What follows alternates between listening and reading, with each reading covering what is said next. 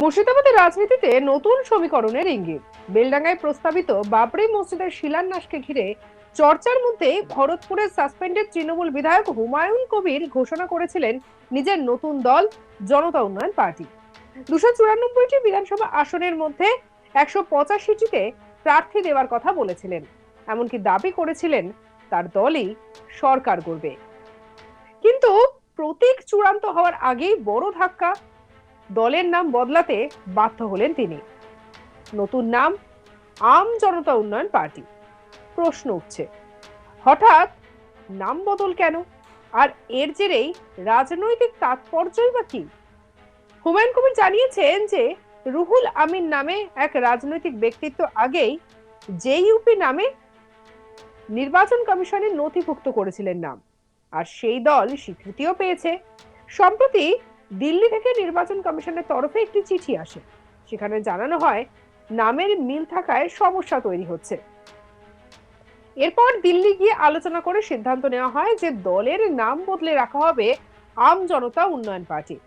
হুমায়ুনের কথায় খুব শীঘ্রই আমরা নতুন দলের লোগো এবং প্রতীক পেয়ে যাব। রাজনৈতিকভাবে এটি প্রথম ধাক্কা, কারণ একটি নতুন দল গড়ার ক্ষেত্রে নাম এবং প্রতীকই পরিচয়ের ভিত্তি। শুরুতে নাম পরিবর্তন মানে সাংগঠনিক এবং প্রচার কৌশলে নতুন করে ভাবতে হবে হুমায়ুন কবিরকে। হুমায়ুন কবিরের দাবি ছিল 294টির মধ্যে 185টি আসনে প্রার্থী দেবে তার দল। সংখ্যাটা নেহাত কম নয়। একটি সদ্য ঘোষিত দল যার এখনো সাংগঠনিক কাঠামো পূর্ণাঙ্গ হয়নি।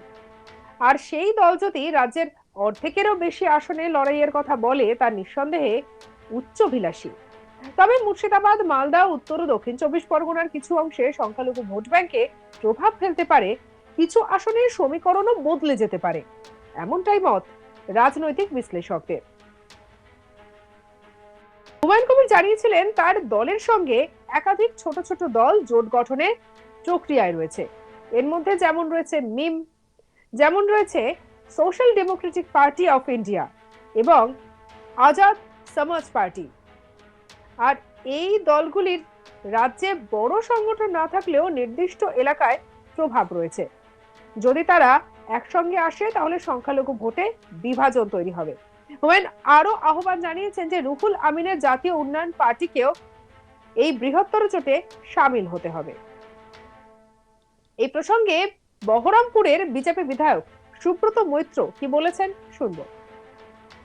দেখুন, মুসলিম ভোটকে পাওয়ার জন্য সিপিএম, কংগ্রেস, তৃণমূল সবাই ব্যস্ত।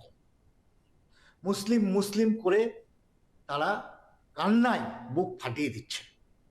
ঠিক সেই জায়গা থেকে তৃণমূলের কাছে যখন কোনো কিছু না পাওয়া গেল, হুমায়ুন কবির বাবরি নামক এক আবেগকে খাড়া করে মসজিদ বানানোর ডাক দিল। ঠিক সেই সময় আমার এই জেলা থেকে বা অন্য জেলা থেকে মুসলমানরা যেভাবে হাজারে হাজারে মানুষ সেদিন উপস্থিত হয়েছিল, তারপরে সেটাকে কেন্দ্র করে তিনি যখন তার নতুন পার্টি নামালেন এই পশ্চিমবঙ্গে, জনতা উন্নয়ন পার্টি, সেই পার্টিতে লোক আসতে ভাটা দেখা দিল। সুতরাং সেই নামের মাহাত্ম্যর আজকে আর কোনো জায়গাই নেই। তাই আম জনতা পার্টি, আম জনতা হবে না জনতা উন্নয়ন হবে না মুসলিম লীগ হবে, সে হুমায়ুন কবির জানে। আর এই নিয়ে আমাদের কালেক্ট সব্যসাচী ব্যানার্জির রিপোর্ট দেখাবো আপনাদের। শুরুতেই হুমায়ুন কবিরকে তার দলের নাম পরিবর্তন করতে বাধ্য হলো। হুমায়ুন কবিরের যে দল গঠন করেছিলেন, যে তৃণমূল কংগ্রেস থেকে তিনি বেরিয়ে এসে নতুন দল নির্বাচন করেছিলেন এবং নতুন দলের নাম রেখেছিলেন জনতা উন্নয়ন পার্টি। এবার সেই জনতা উন্নয়ন পার্টির কিন্তু নাম তিনি পরিবর্তন করতে বাধ্য হলেন, কারণ জনতা উন্নয়ন পার্টির যে নাম, সেই নাম কিন্তু আগে থেকে রেজিস্টার আছে এমনটাই জানা যাচ্ছে। আর সেই কারণেই তিনি এবার আম জনতা উন্নয়ন পার্টি নামকরণ করলেন তার নতুন দলেই।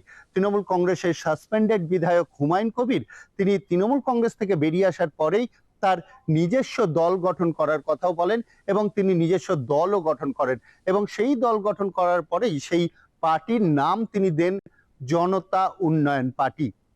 কিন্তু এই জনতা উন্নয়ন পার্টি যখন তিনি রেজিস্ট্রেশন করতে যাচ্ছেন বা নির্বাচনী যে প্রক্রিয়া সেই প্রক্রিয়ায় এগিয়ে নিয়ে যেতে চাইছেন, সেই সময়ই হয়তো কোনো একটি বাধার সম্মুখীন হয়েই তার নাম পরিবর্তন করতে তিনি বাধ্য হলেন এবং এই পার্টির তিনি নাম দিলেন এই মুহূর্তে আম জনতা উন্নয়ন পার্টি। যদিও রাজনৈতিক মহলের বক্তব্য যে এই আম জনতা উন্নয়ন পার্টির নামকরণে কিছুটা হলেও তিনি ব্যাকফুটে গেলেন, তিনি প্রথমেই ঝটকা খেলেন বা আঘাত পেলেন, কিন্তু এই কথা স্বীকার করতে রাজি নয় যে আম জনতা উন্নয়ন পার্টির কার্যকর্তারা। তাদের কথাই একটাই যে আম জনতা উন্নয়ন পার্টি আরো বেশি মানুষের কাছে পৌঁছতে পারবে, মানুষের সাথে থাকতে পারবে এবং মানুষের কথা বলতে পারবে। কারণ এতদিন জনতা উন্নয়ন পার্টি ছিল, এবার কিন্তু সাধারণ মানুষকে তারা খুব সহজেই বলতে পারবে যে এই পার্টি আম মানুষের জন্য, আম জনতার জন্য। সেই কারণেই আম জনতা উন্নয়ন পার্টি নামকরণ করা হয়েছে।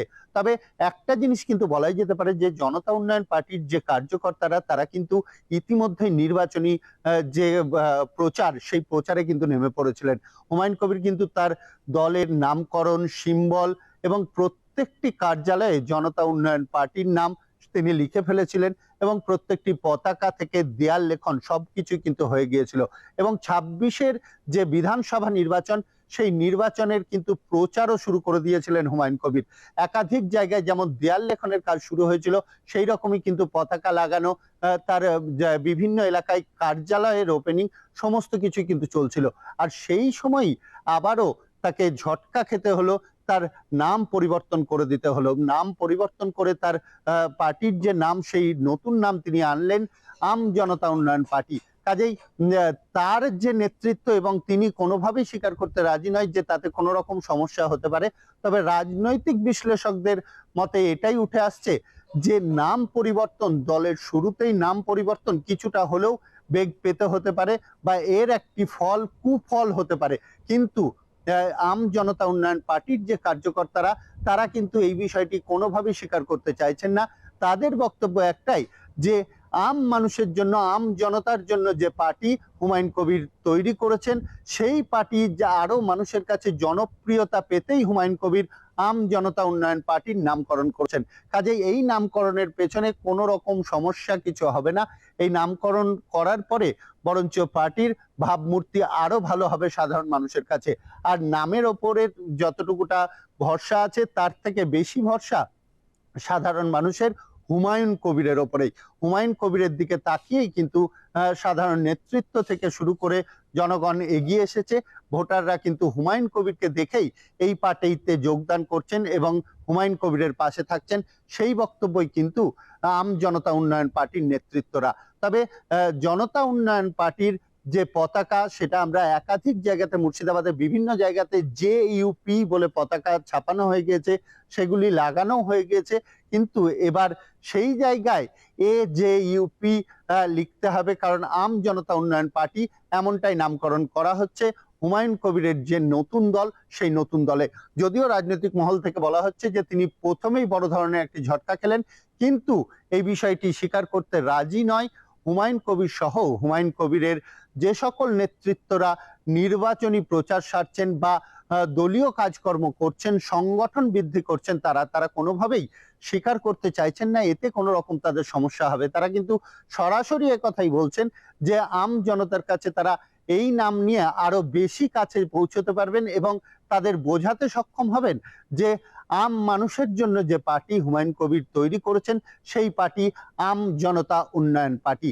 এখন দেখার 26-এর নির্বাচনের ফলাফলে এই নাম বিতর্ক ঘিরে কতটা কি ক্ষতি হয় না লাভবান হয় হুমায়ুন কবির। তবে এটা বলাই যেতে পারে যে জনতা উন্নয়ন পার্টি কিন্তু এই নামেই পরিচিত হয়ে গিয়েছে যে জনতা উন্নয়ন পার্টি। হুমায়ুন কবির যে দল গঠন করেছেন সেই দলের নাম জনতা উন্নয়ন পার্টি। এবার সেইখানেই কিন্তু হুমায়ুন কবিরের নেতৃত্বরা বলছে আরেকটি পালক সংযোজন হলো আম জনতা উন্নয়ন পার্টি। এতে কোনো রকম পার্টির কাজকর্ম বা সংগঠনের কাজকর্মর কোনো রকম সমস্যার সম্মুখীন হতে হবে না এই পার্টির নেতৃত্ব সহ কর্মী সমর্থকদের। সঙ্গে রাখুন আজ তাক বাংলাকে অন্যান্য খবরের জন্য লাইক, কমেন্ট, শেয়ার, সাবস্ক্রাইব করতে ভুলবেন না।